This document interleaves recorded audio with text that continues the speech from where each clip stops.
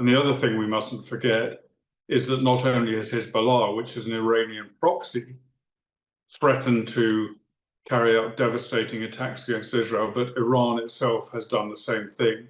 Iran has also made the same threats. I'm Richard Kemp, former British Army commander, currently in Tel Aviv in Israel. For a long time now, for several weeks, Hezbollah have been threatening to launch a major assault against Israel, not just in the north, which they've been attacking pretty much every day since the 9th of October, but actually extending down into the central part of Israel as well, at least. And they tried to do that early this morning, attempted to fire, I believe, thousands of rockets and drones into Israel, but Israel intelligence got wind of what was going on and launched a preemptive assault involving 100 aircraft and a number of artillery guns as well, firing at rocket launchers inside Lebanon to prevent the assault from taking place.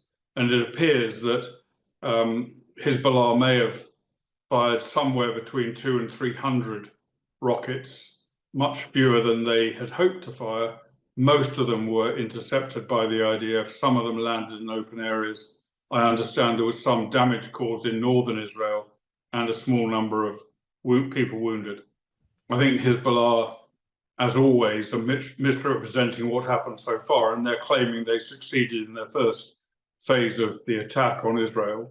Of course, that's not the reality, but of course it's convenient for Hezbollah to tell that to its supporters in order to save face. I think what we can expect to see, though, is a further attempt by Hezbollah to launch more missiles into Israel.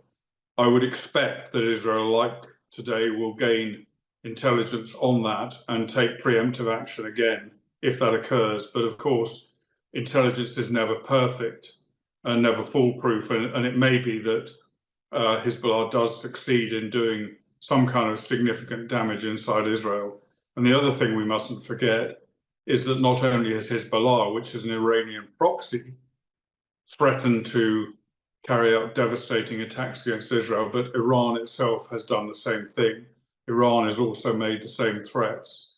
And Iran, I think we can expect to see either a coordinated assault by Hezbollah and by Iran, and possibly by other Iranian proxies sometime in the near future, probably focused not just on northern Israel, but also aiming at targets in Tel Aviv, which is obviously a particularly symbolic city, the second major city in Israel, and something they would like to do damage in.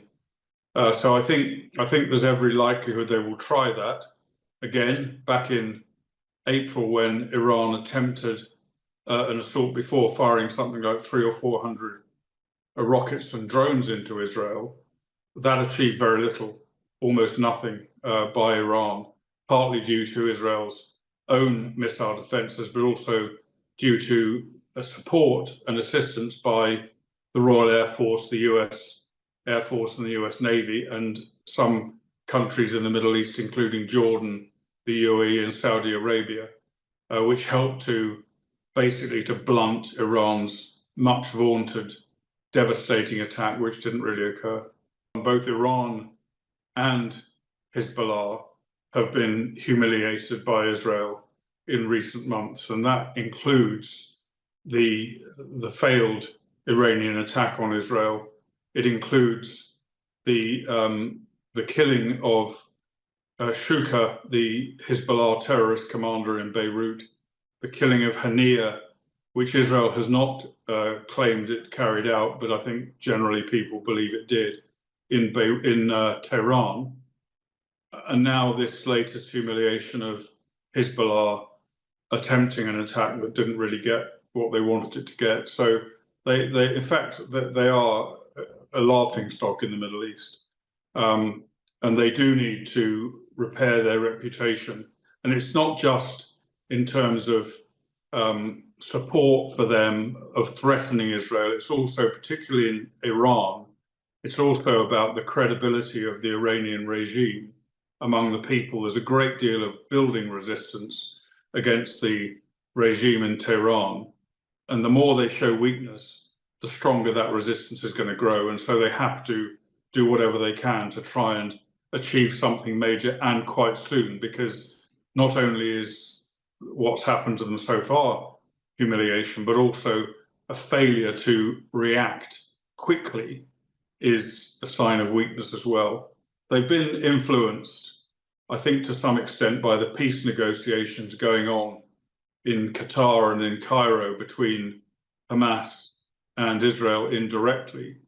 And I think both of them have come out and said that they are going to delay their response to the killings in both of their capital cities until the peace negotiations are resolved. Well, I think we're coming close to that point now. And just yesterday, Hamas again rebutted the US efforts to come to a ceasefire agreement, which Israel accepted and Hamas rejected. And it may be that was a sign for Hezbollah to launch this attack. So I think the delay has been due partly to not wanting to be seen to disrupt the peace process and wanting to take some credit for it if it arose. And also by their own fears, because of course there is a great fear both in Hezbollah and in Tehran that if they carry out attacks which are too devastating against Israel, then they're likely to be on the receiving end of very, very significant retaliation, which they can't afford to take in either case. And I think that's inevitable. If there is a successful attack of almost whatever the scale is, if there's a successful attack into Israel which kills Israelis and maybe causes significant damage, then there will be a pretty severe response from Israel. Any country would do that and is obliged to do that.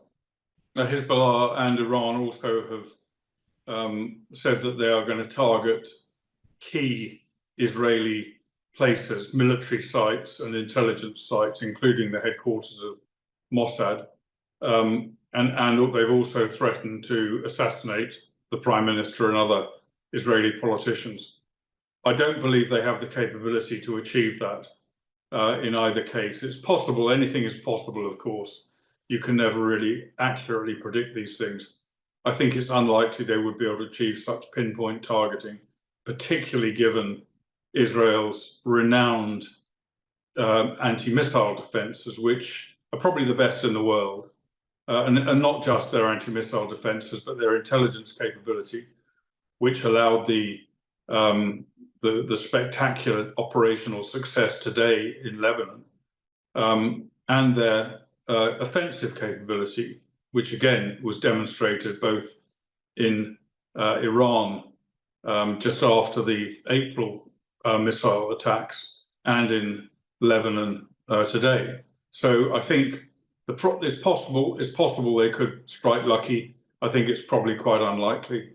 I've heard the figure 6,000 being spoken of, but I don't know how reliable that is. I don't know if that's maybe even a boast made by Hezbollah about their plan to hit Israel with 6,000 rockets. Of course, it's possible there could be a very large bombardment aimed at Israel, and it may be that's what they intended to do, but they had thousands of rocket launchers taken apart this morning by 100 Israeli planes and artillery fire. That may have significantly diminished their capability to do that, to launch a huge attack now. But we shouldn't forget at the same time that Hezbollah reportedly has about 150,000 rockets pointing at Israel. Some of them, most of them are short range that could only really hit the north of the country. Some of them are longer range, and some of them are precision guided missiles, which of course are the most dangerous and would be Israel's #1 priority for defending against. But I think it's not necessarily a good idea to take that sort of figure too seriously, because in this region, people talk, particularly countries like Iran and organizations like Hezbollah, talk very big, but very often deliver much less than they threaten. I think they will certainly learn from what's happened today, maybe give it a bit more thought, a bit more planning, perhaps try and coordinate something between the two of them and of course, the prospects of overwhelming Israel's air defense system are increased if more than one entity from more than one direction fires a significant number of missiles. So that could be their plan. But I go back to what I said before, that they have to calibrate this very carefully, because neither Hezbollah nor Iran want or could afford an all-out offensive by Israel, either from the air or on the ground, which could, severely damage but not only their credibility, but their military capabilities. And they want to avoid that. So I think they will act with some caution in what they decide to do next. I think it indicates a major problem that Israel faces in the Middle East, which is directed by Iran. It obviously includes the war that's going on now in Gaza, which was started by the other Iranian proxy, Hamas. Iran has constructed what it calls a ring of fire around Israel, which includes its proxies in Yemen, in Iraq, in Iran itself, in Syria, and in Lebanon, in the West Bank, and inside Gaza. And Israel faces this reality on a daily basis.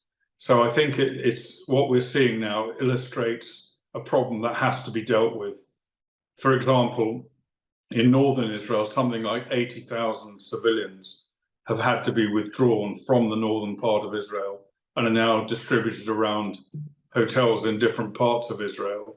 They can't go home while this threat remains of massive missile capability, plus a significant ground army that could launch an attack such as the 7th of October in the north. And that has to be dealt with, and Israel has to find a way of dealing with it. And that way will probably be a large-scale military assault on southern Lebanon, at least, to get rid of this threat to its people. And then, of course, Israel has to confront Iran head-on as well at some point. Obviously, there are so many different complications as to how to do that. But while the current regime in Iran feels that it has the ability to continually generate and carry out attacks against Israel through its proxies, then that threat will continue. And Israel simply cannot allow it to go on. And so I think there has to be a further escalation in this conflict. And I think, although, I certainly, as an ex-soldier, I certainly don't like war or want war to get worse than it already is, but I think it's a necessity. The alternative is for Israel to live in perpetuity under this threat. It has to be seen to deal with the threat, not only to prevent further rocket attacks and further attacks from the different proxies of Hezbollah, but also to deter other potential enemies against attacking it. Israel lives in a very tough region and has to be as strong as it can be and as robust as it can be in dealing with the enemies who mean to bring harm to Israeli civilians and the Israeli military. I think it's very hard to tell when Israel will launch a major operation into southern Lebanon. I think it's almost inevitable, but the time frame is much harder to determine. Of course, Israel will want to stabilize Gaza, and it's already pretty much stabilized. Hamas has been very badly written down by the IDF in Gaza, to the extent that they can't really launch any major operations against Israel. They can still carry out kind of guerrilla operations. But once that situation has stabilized further, then I think the IDF will be able to release some forces from Gaza in order to concentrate troops up in the north. So that could be a factor that affects timing.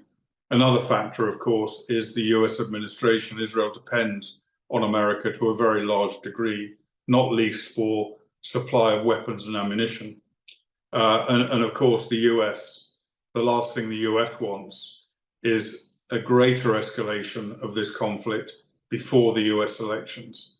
And so, of course, Israel will have to listen to American perspectives on it, will have to listen to what America wants. Whether it decides to go along with the US is another question, but I think these are some of the factors that bear on what the timing is likely to be. And it's really, for an outsider, for somebody who's not sitting in the Israeli Prime Minister's office or indeed in the White House, it's very hard to assess what a time frame might look like. It's highly likely that Hezbollah will have another attempt to do damage to Israel. So I believe that certainly people here in Tel Aviv, Tel Aviv is very quiet at the moment. People have been told to stay close to their shelters if possible. Very few people are leaving home unless they really need to. So the streets are fairly quiet. The beaches are pretty much empty for the time being. And there's an expectation that there will be a further wave of attacks against Israel, or at least attempted attacks. And I think we can expect to see that. I wouldn't also rule out the possibility of Iran directly joining in some form of attack. So I think in the next few days here in Israel, people are certainly expecting something fairly big, maybe even bigger than this morning, to happen. But of course, how that works out depends on the effectiveness of Israeli intelligence and the effectiveness of Israeli and also their allies' defenses. Let's not forget that here in the Middle East, there are 2 US carrier strike groups, which predominantly are here. One of them, of course, is here to deal with, or partly to deal with the Houthis that have been attacking shipping in the Red Sea, but also has capability to help defend Israel. And the other carrier strike group is really here to help defend Israel and to act as a deterrent against Iran and Hezbollah from launching anything major. We don't know how. It doesn't appear that that deterrent was very effective if Hezbollah planned to launch thousands of missiles at Israel this morning.